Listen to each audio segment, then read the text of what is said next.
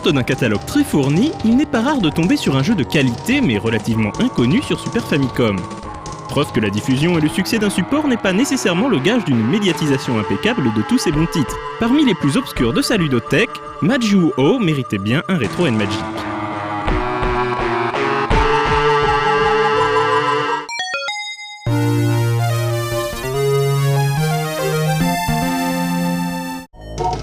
Dans Majou-Oh, vous incarnez Abel, un jeune freluquet. Bayer, son ex-meilleur ami, a massacré sa famille dans l'espoir de ressusciter Lucifer et devenir un démon. Vous partez donc à sa recherche pour vous venger et au passage sauver le peu d'humanité qui reste. Pendant la cinématique qui ouvre le jeu, notre héros reçoit la force héritée du décès de ses proches. Ainsi, vous descendez aux enfers sauver Maria, votre fille. Majou-Oh étonne dès le début. Son esthétique déjà nous fait immédiatement penser à ActRaiser 2. Très fin et détaillé, le titre de KSS est sur ce point bien abouti. Ce raffinement du pixel nous plonge d'autant plus dans l'ambiance que les décors assez typés sont eux aussi très soignés. Angoissant, l'univers vous immerge dans un cauchemar éveillé parmi des ruines où l'on constate les restes fumants de la civilisation. Ainsi vous traversez des égouts, des édifices en pierre pris dans la végétation, des trains brinque-ballants. Dans le titre de KSS, les sprites aussi surprennent, minuscules. Peut-être que KSS a voulu nous donner un sentiment de solitude et de petitesse face à l'univers et son gigantisme. Mais cela permet une animation sans faille, sans aucun ralentissement. Et de profiter des fonds qui flattent nos petits photorécepteurs.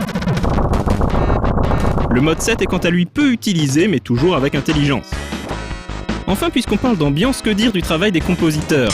Endo Tomohiro, auteur de la bande originale de Ys 4, et Iizuka Hiroshi, connu pour son travail sur Landgrisser 3, proposent un travail sonore soigné. Loin de l'orchestration grandiloquente ou d'une corrélation avec l'action, les deux musiciens préfèrent mettre en relief des sons plus discrets, les allonger, pour ne jamais dissiper cette légère tension que l'on ressent tout le long du jeu.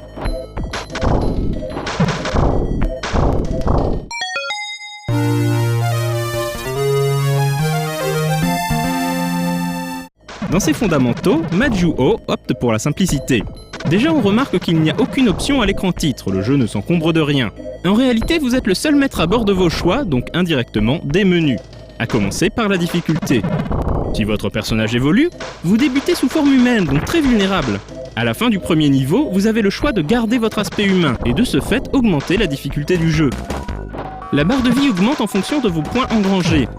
S'il y a des continues infinis, vous recommencez toujours au niveau 1. C'est alors pratiquement impossible de terminer les derniers stages en utilisant des continues. D'autant plus compliqué que la jouabilité est un poil trop rêche. Le game system brille de simplicité. Que vous soyez humain ou démon, il n'y a que 4 aptitudes, le tir, le double saut, l'attaque spéciale et un coup de poing aérien. En fin de niveau, des orbes de couleurs vous transforment en mutant. Votre humanoïde génétiquement modifié est plus résistant et développe des attaques qui varient en fonction de sa transformation. Il existe 3 orbes de couleurs différentes qui déterminent votre aspect, un peu comme dans Altered Beast. Le rouge vous transforme en harpie qui lance des boomerangs, le vert en lézard qui tire des lasers et le bleu en dragon. Si vous choisissez de garder le même démon, alors il évoluera et se perfectionnera. Si vous alternez à chaque fois, alors vous obtiendrez à la fin du jeu la forme ultime. La grande particularité de Majou-Oh est donc l'aspect du choix. KSS va loin dans le cynisme. Vous avez justement le choix de vendre votre humanité pour plus de puissance, ou de garder votre âme, rendant le jeu bien plus ardu. Les développeurs ne moralisent aucunement vos orientations puisque la meilleure fin possible se fait en démon et non sous forme humaine.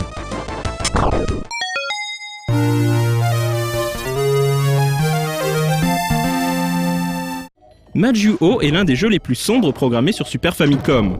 Doté d'une ambiance extraordinaire et d'une difficulté sans état d'âme, la 16 bits de Nintendo tient là l'une de ses perles occultées parmi les plus intéressantes. KSS brosse avec Majou-Oh un portrait de l'enfer au trait faustien.